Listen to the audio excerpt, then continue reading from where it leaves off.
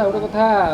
BJP ଅଭିଯୋଗ କରୁଛି ଏ ଦୁଇ ଜଣ IPS officer Ashish Singh DS କୋଟେ ବିଜେଡିକୁ ସାହାଯ୍ୟ କରୁଥିଲେ ଗତକାଲି ତାଙ୍କ ବିରୁଦ୍ଧରେ ଗୃହ ବିଭାଗ ଆକ୍ସନ୍ ମଧ୍ୟ ଆରମ୍ଭ କରିଛି ଉତ୍ତର ମାଗିଛି ଯେ କାହିଁକି ସେ ଖୋର୍ଦ୍ଧାର ଜଣେ କ୍ୟାଣ୍ଡିଡେଟ୍କୁ ଆରେଷ୍ଟ କରିବାକୁ ମଧ୍ୟ ଜିଲ୍ଲାପାଳଙ୍କୁ ଡିଏସ୍ କୋଟେ ସେତେବେଳେ କେଉଁ ପରିସ୍ଥିତିରେ ନେଇଥିବେ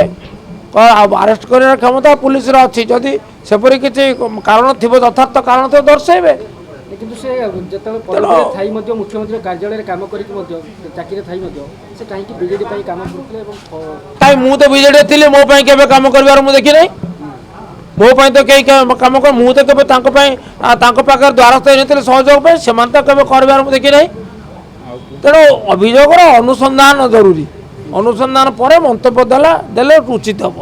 ଆଉ ତାହା ନକରି କହିଗଲେ ସେ କଥାଟା ଶସ୍ତା ହେଇଯିବ ମୁଁ ଶସ୍ତା କଥା କହିବା ଉଚିତ ନିର୍ବାଚନ କମିଶନ ପ୍ରାଥମିକ ପ୍ରମାଣ ପାଇଛନ୍ତି ଯୋଉଥିପାଇଁ ବର୍ତ୍ତମାନ ନିର୍ବାଚନ କମିଶନଟା କାର୍ଯ୍ୟାନୁଷ୍ଠାନ କରିବେ ଅପେକ୍ଷା କରନ୍ତୁ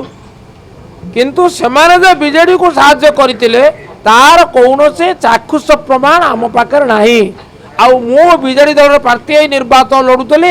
ମୋତେ ତାଙ୍କର ମଧ୍ୟ ସାହାଯ୍ୟ ମିଳିନାହିଁ ମୁଁ ମଧ୍ୟ ସାହାଯ୍ୟ ଭିକ୍ଷା କରିନଥିଲି ଆଉ ଯଦି ସେମାନେ ବିଜେଡିକୁ ସାହାଯ୍ୟ କରିଥାନ୍ତେ ସର୍ବତ୍ର କରିଥାନ୍ତେ ବାଛ ବିଚାର କରି କଲେ କାହିଁକି ତେଣୁ ଏ ଅଭିଯୋଗରେ ମାନେ କେବଳ ରାଜନୈତିକ ଆକ୍ରୋଶ ଅଛି ବାସ୍ତବତା ନାହିଁ ତାହା ଦୁର୍ଭାଗ୍ୟଜନକ